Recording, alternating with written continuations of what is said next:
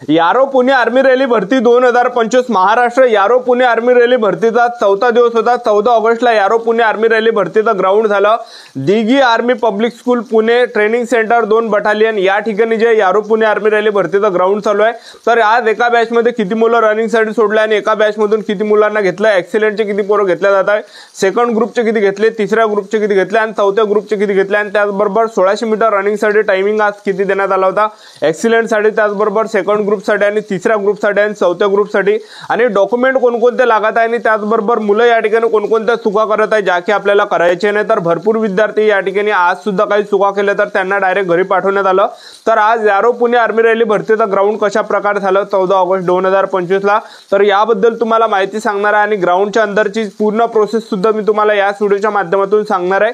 आजचा व्हिडिओ खूप महत्त्वाचा होणार आहे, व्हिडिओ शेवटपर्यंत बघा आणि व्हिडिओला आताच लाईक करा। नमस्कार विद्यार्थी मित्रांनो, माझी नोकरी कॉर्नर YouTube चॅनलवर मी गोपाल अनखडे तुमचं सर्वांचं सहर्ष स्वागत करतो।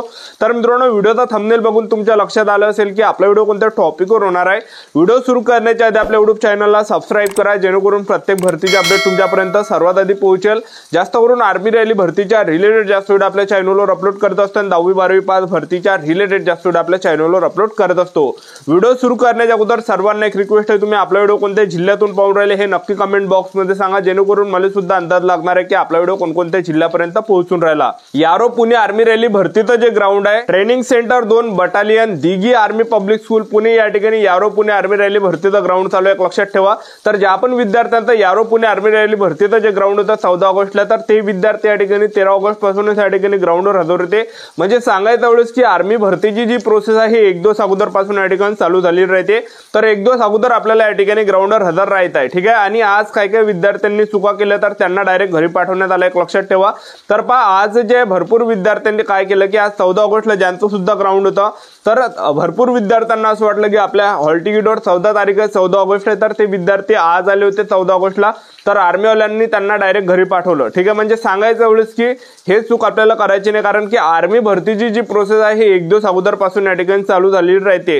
कारण की ज्या विद्यार्थ्यांचं ग्राउंड आज 14 ऑगस्टला झालं तर ते विद्यार्थी 13 ऑगस्ट पासूनच त्या ठिकाणी रात्री त्या ठिकाणी हजर होते 8-9 वाजतापासून। तर सांगायचं एवढंच की 1 दिवस अगोदर आपल्याला ग्राउंडवर या ठिकाणी पोहोचायचं आहे। तुमच्या हॉल तिकीटवर जे पण तारीख असेल तर त्याच्या 1 दिवस अगोदर आपल्याला सेंटरवर त्या ठिकाणी पोहोचायचं आहे। तर सर्वात अगोदर विद्यार्थ्यांना त्या ठिकाणी गेटच्या अंदर एंट्री दिल्या जाते आणि गेटच्या अंदर एंट्रीच्या वेळी 2 डॉक्युमेंट आर्मीवाले त्या ठिकाणी चेक करून राहिले, आधार कार्ड आणि हॉल तिकीट। तर ह्या 2 डॉक्युमेंटवर मुलांना गेटच्या अंदर एंट्री दिल्या जात आहे आणि हे जर 2 डॉक्युमेंट नसेल, आधार कार्ड आणि हॉल तिकीट जर नसेल, आपल्याला डायरेक्ट जे विद्यार्थी मित्रांनो घरी पाठवण्यात येणार आहे, लक्षात ठेवा, ठीक आहे। तर हे 2 डॉक्युमेंट या ठिकाणी कंपल्सरी आहे, आधार कार्ड झालं आणि त्याचबरोबर हॉल तिकीट। तर ह्या 2 डॉक्युमेंटवर विद्यार्थ्यांना गेटच्या अंदर एंट्री दिली। गेटच्या अंदर एंट्री दिल्यानंतर मुलांना त्या ठिकाणी फक्त बसून ठेवलं जात आहे, बसून ठेवत आहे त्या ठिकाणी जास्त वेळपर्यंत आणि आर्मीला त्या ठिकाणी सूचना देत आहे। आणि हे सर्व झाल्यानंतर मुलांचे त्या ठिकाणी जे जसे 12-1 वाजले तसे त्या ठिकाणी हॉल तिकीट स्कॅन मुलांचे होत आहे। तर हॉल तिकीट सगळ्यांच्या या ठिकाणी होणार आहे आणि हॉल तिकीट स्कॅन केल्यानंतर त्या ठिकाणी 100 ते 105 110 पोरं त्या ठिकाणी मोजून जे अशा बॅचा त्या ठिकाणी तयार केल्या जात आहे।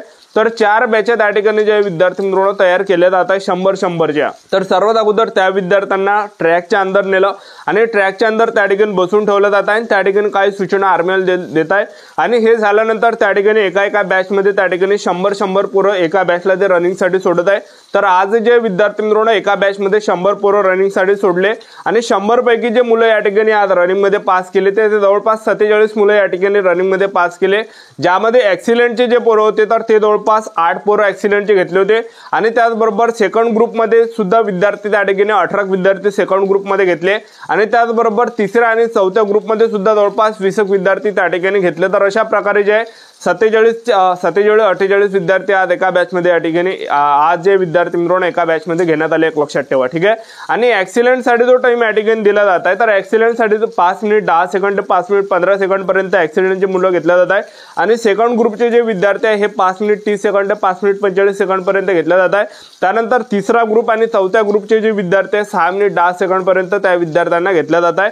तर एवढा जे विद्यार्थी मित्रांनो 1600 मीटर रनिंगचा या ठिकाणी टाइम चालू आहे आणि 1600 मीटर रनिंग झाल्यानंतर त्या ठिकाणी फक्त मुलांना बसून ठेवलं जात आहे आणि बसून ठेवल्यानंतर त्या ठिकाणी फक्त मुलांना बसून ठेवलं जातं ज्या विद्यार्थ्यांनी रनिंग काढली त्यांना, आणि ज्यांनी रनिंग काढली त्यांच्या हातावर त्या ठिकाणी शिक्का दिला जातं. ज्याने ऍक्सिडेंट मध्ये रनिंग काढली ऍक्सिडेंटचा शिक्का, ज्याने सेकंड ग्रुपमध्ये रनिंग काढली सेकंड ग्रुपचा शिक्का. आणि हे सर्व झाल्यानंतर जे विद्यार्थी त्या ठिकाणी रनिंग मध्ये कटले तर त्यांना तिथून बाहेर केलं जात आहे. आणि हे झाल्यानंतर मुलांना त्या ठिकाणी लॉंग जम्प साठी नेलं जात आहे. तर लॉंग जम्प त्या ठिकाणी घेतला जात आहे. लॉंग जम्प जरी आपली पडली नाही तरी सुद्धा दुसरा चान्स आपल्याला भेटते. लॉंग जम्प झाल्यानंतर झिगझॅग सुद्धा त्या ठिकाणी घेतला जात आहे. आणि झिगझॅग झाल्यानंतर त्या ठिकाणी मुलांचे 10 पुलअप्स त्या ठिकाणी घेतला जात आहे. तुम्ही जर 10 पुलअप्स काढल्या तर 40 मार्क तुम्हाला या ठिकाणी भेटणार आहे, लक्षात ठेवा. आणि हे झाल्यानंतर मुलांना त्या ठिकाणी बसून ठेवलं जातं आणि उंची मुलांची त्या ठिकाणी घेतल्या जात आहे. तर उंची 168 सेंटीमीटर उंची मुलांची घेतली जात आहे. छाती 77 सेंटीमीटर फुगून 5 सेंटीमीटर आपली यामध्ये भरली पाहिजे. आणि हे झाल्यानंतर त्या ठिकाणी डॉक्युमेंट व्हेरिफिकेशनची प्रोसेस त्या ठिकाणी होऊन राहिली. तर विद्यार्थ्यांना त्या ठिकाणी डॉक्युमेंट व्हेरिफिकेशनसाठी बसून ठेवलं जात आहे. तर डॉक्युमेंट व्हेरिफिकेशनला जे डॉक्युमेंट या ठिकाणी लागत आहेत सर्वात अगोदर मुलांचे त्या ठिकाणी थंब त्या ठिकाणी घेतला जात आहे. थंब त्या ठिकाणी घेतल्यानंतर मुलांना आधार कार्ड झालं, त्याचबरोबर 10वीचं मार्कशीट, 10वीचं बोर्ड सर्टिफिकेट, 12वीचं मार्कशीट, 12वीचं बोर्ड सर्टिफिकेट, कास्ट सर्टिफिकेट झालं, डोमिशियल झालं, त्याचबरोबर टीसी, त्याला आपण शाळा सोडल्यास दाखला सुद्धा म्हणतो. तर आपल्याजवळ टीसी जर नसेल कॉलेजमध्ये मधनं आपली जर समजा टीसी असेल तर आपण कॉलेजमधलं बोनाफाईड सुद्धा त्या ठिकाणी चालणार आहे. त्याचबरोबर सरपंचाचा रहिवासी दाखला, पोलीस पाटलाचा रहिवासी दाखला, कॅरेक्टर सर्टिफिकेट लागणार आहे, अनमॅरिड सर्टिफिकेट लागणार आहे, त्याचबरोबर 50 फोटो लागणार आहे. ज्या दिवशी रनिंग काढली त्या दिवशी 25 फोटो आणि 25 फोटो मेडिकलच्या दिवशी. आणि आपल्याला मेडिकलची तारीख सुद्धा त्या ठिकाणी दिली जात आहे. एक तर उद्या परवा सुद्धा अशी 1-2 दिवसानंतर त्या ठिकाणी मेडिकल होत आहे. ठीक आहे. तर अशा प्रकारे या ठिकाणी प्रोसेस. आणि नोटरी सुद्धा आपल्याला त्या ठिकाणी डॉक्युमेंट व्हेरिफिकेशनच्या वेळेस त्या ठिकाणी नोटरी सुद्धा घेतल्या जात आहे. नोटरी सुद्धा खूप त्या ठिकाणी इम्पॉर्टंट आहे, कारण की नोटरी कंपल्सरी एक लक्षात ठेवा. तर आता बऱ्याच विद्यार्थ्यांना माहित नाही की नोटरी कुठं करायला लागते, तर पहा ते सुद्धा पुढे तुम्हाला सांगणार आहे. तर पहा हे जे मी तुम्हाला कागदपत्र सांगितले तर हे ओरिजिनल तुम्हाला कागदपत्र लागणार आहे. त्या ठिकाणी ओरिजिनल कागदपत्र न्याय लागते आणि प्रत्येकाचे 2-2 झेरॉक्स नाही. आर्मीवाले फक्त एक झेरॉक्स मागते, पण 2-2 झेरॉक्स पडल्यावर उद्या काहीही त्या ठिकाणी प्रॉब्लेम येणार नाही. ठीक आहे. तर नोटरी आपल्याला कुठं काढायची तर पहा भरपूर विद्यार्थ्यांना माहित नाही की नोटरी कुठं काढायची. तर पहा ज्यावेळेस तुम्ही आर्मी भरतीचा फॉर्म भरला तर तुम्हाला सायबर कॅफेवाल्याने जे 2-3 प्रिंट दिल्या, अप्लिकेशन प्रिंट सुद्धा दिले आणि एक नॉन ज्युडिशियल स्टॅम्प पेपर म्हणून एक प्रिंट दिले. तर तुम्हाला स्क्रीनवर दिसत असेल तर हे प्रिंट घेऊन आपल्याला जायचं आहे वकिलाच्या घरी. तुम्ही कोणत्याही जिल्ह्यातले असाल तर आपल्या जिल्ह्यामध्येच नोटरी करा, बाकीचे दुसऱ्या जिल्ह्यामध्ये केली तरी काही प्रॉब्लेम नाही.